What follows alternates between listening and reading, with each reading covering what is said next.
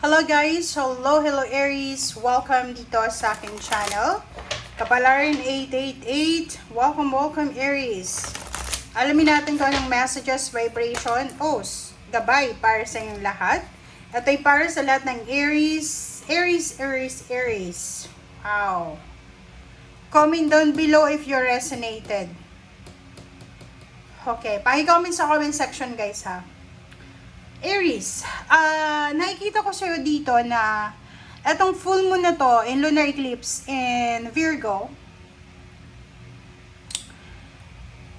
makikita mo may health dito.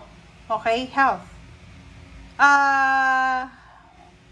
Pwedeng may shake up sa health mo. Okay? Pwedeng may shake up sa health, sa trabaho, or sa daily routines mo. Okay? Na posibleng ifo-force ka ng pagkakataon na alisin yung mga bad habits mo and mga burnout cycle sa buhay.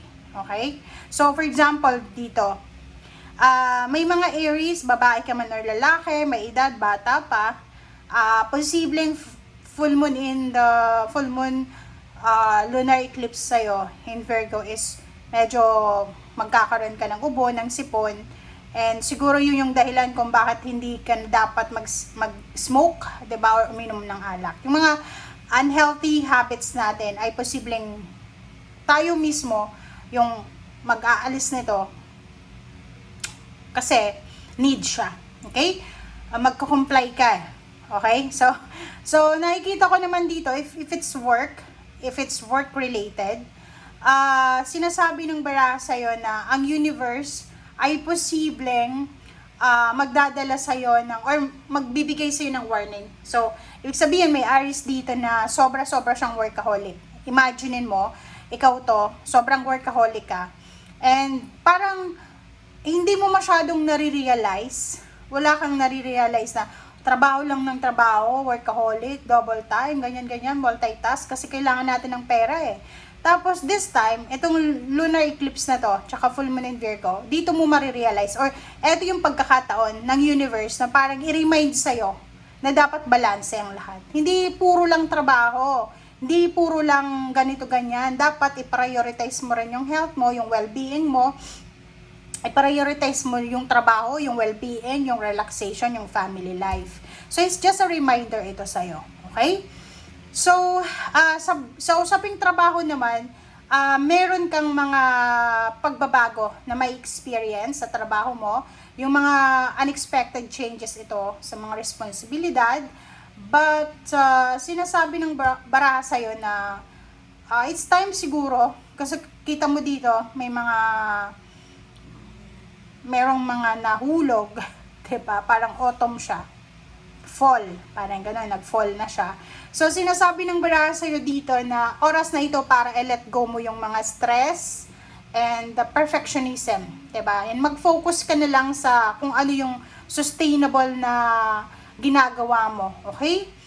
Be mindful sa mga habits natin, be mindful sa mga kinakain, mga behavior, yung mga bisyo na yan, kailangan mo yan na alisin simula ngayon, okay? So, yun, eto siya. So, kung halimbawa na nakakaramdam ka ng sobrang stress, magpahinga. Kung nakakaramdam ka na burnout ka na, magpahinga. Okay? Hanapin yung kapahingahan.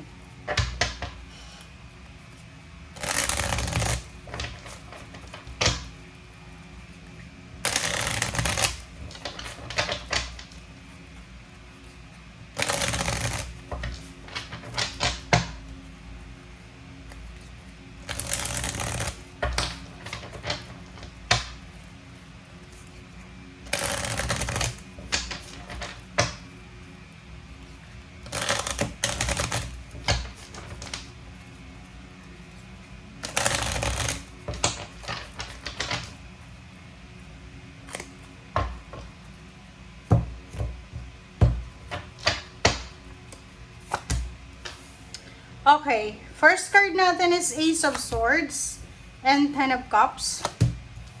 Wow! Ang galing na ito, Aries.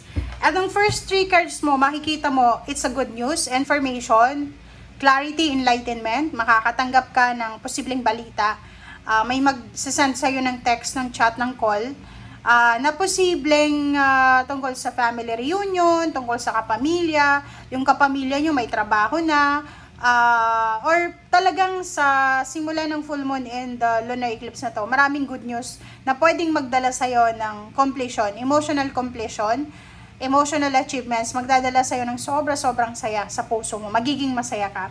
At the same time, makakatanggap ka din ng balita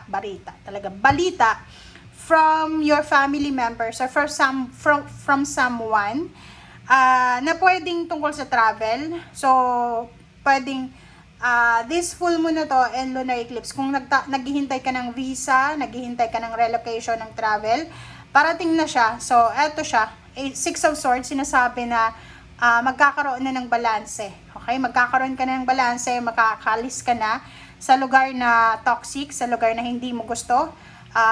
Pwedeng sa health, makaka-recover ka na sa health mo. And pwedeng kung nasa ibang lugar ka, posibleng uuwi ka ng probinsya kasi magpapahinga ka. Or kung masyado ng toxic sa paligid mo, or masyado ng stressful, bibigyan ka ng pagkakataon ng universe na makalipat or makaalis yan. Okay. Five of Swords. Wow. Aries. Yung iba naman na Aries dito, maganda to. Kasi unang-una, sinasabi ng barahan na to na meron ka na like yung mga Aries na may mga pinagdadaanan na health problems, mayroong financial scarcity, emotional problems, or physical problems, or anything na problema, siguro i-give up nyo na yung ibang dreams nyo. Yung parang iisipin, useless na to kasi ganito, ganyan. So, but sinasabi ng barahan ako, wag mong isusuko yung mga long-term goals mo sa buhay. Isipin mo na ilang taon mo yan na inalagaan, tapos ngayon, bigla mo lang siyang i-give up. Diba? So, yung Five of Swords na to, sinasabi, pag-isipan natin yung mga bagay-bagay na gusto nating i-give up. And Three of Cups, isang celebration, isang magandang pangyayari ang pwedeng dumating sa buhay mo na hindi mo ini-expect. And Four of Pentacles, sinasabi na nakikita ko sa'yo dito na kung pinoproblema mo pera for almost a year, sinasabi sir dito ng barahan na isang good news ang pwedeng matanggap mo na makakatulong to sa'yo para makapag-ipon ka ng pera.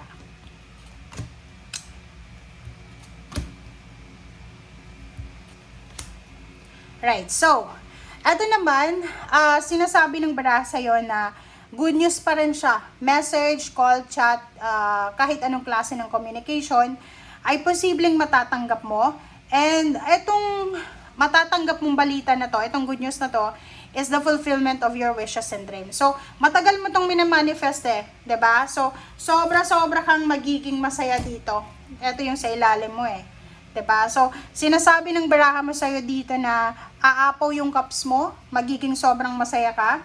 Kasi, parang matagal mo itong pinag-pray, matagal mo itong minanifest, matagal mo itong hiningi sa Panginoon, iniyakan, sinacrifice, or anything, and eto na siya. Okay? So, thank you for watching guys, and see you again. Bye!